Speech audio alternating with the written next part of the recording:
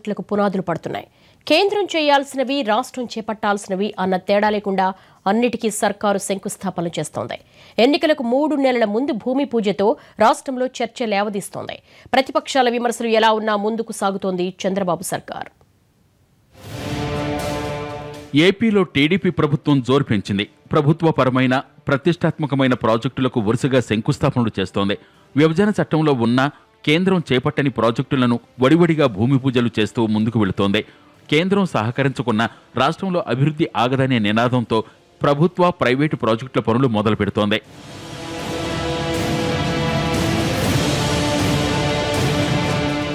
Kadapa steel plant ఏర్పాటుపై గత 4 ఏళ్లుగా కేంద్ర, రాష్ట్ర ప్రభుత్వాల మధ్య చర్చలు జరిగాయి. ప్రాజెక్టు వయబిలిటీతో పాటు ఇతర సాంకేతిక అంశాలపై ఎడతెగని చర్చ సాగింది. అయినా లాభం లేకపోయింది. విభజన చట్టంలో ఉన్న ప్రాజెక్టులు కూడా మంజూరు చేయకపోవడంపై అధికార పార్టీ దీక్షలు సైతం చేసింది.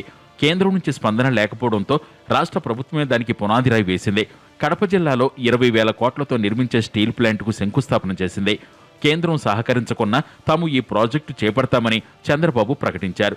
అక్కడి పరిస్థితులు, ముడి ఇనుము లభ్యత, సాంకేతికత, ఆర్థిక అంశాలపై భిన్నమైన వాదనలు వినిపిస్తున్నా రాష్ట్ర ప్రభుత్వం మాత్రం ఆ విషయంలో ముందుకే వెళ్ళింది.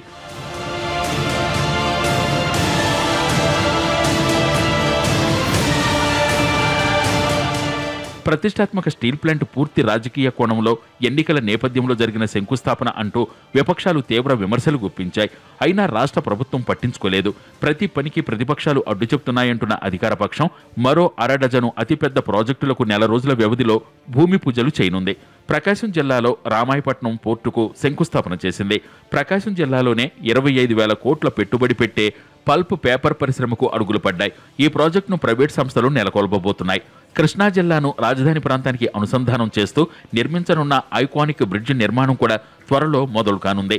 1,300 కోట్లతో ఇబ్రహీంపట్నం నుంచి రాజధాని కోర్ క్యాపిటల్ ప్రాంతానికి కృష్ణానదిపై బ్రిడ్జ్ నిర్మిస్తారు.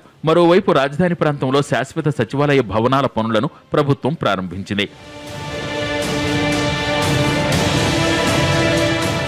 విజయవాడ, వైజాగ్లో మెట్రో కోసం రాష్ట్ర ప్రభుత్వం ప్రయత్నించింది. అయినా కేంద్రం నుంచి స్పందన లేకపోవడంతో వైజాగ్ మెట్రోనైనా మొదలు పెట్టాలని భావిస్తోంది. త్వరలో దీనికి సీఎం శంకుస్థాపన చేయబోతున్నారు. ఆర్థికంగా మెట్రో అనుకూలం కాదనే వాదన ఉన్నా ముందుకెళ్లనుంది రాష్ట్ర ప్రభుత్వం.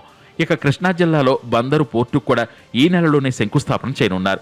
డిపిఆర్లు, ఆర్థిక వెసులుబాటు, సాంకేతిక సానుకూలతల అంశాలు ఎలా ఉన్నా వరుసగా భారీ ప్రాజెక్టులకు భూమి పూజలు మొదలుపెట్టింది ఏపీ సర్కార్. ప్రాజెక్టులపై ప్రజల్లో ఓ ముద్ర వేసేందుకు ఈ శంకుస్థాపనలు ఉపయోగపడతాయని టీడీపీ నేతలు నమ్ముతున్నారు.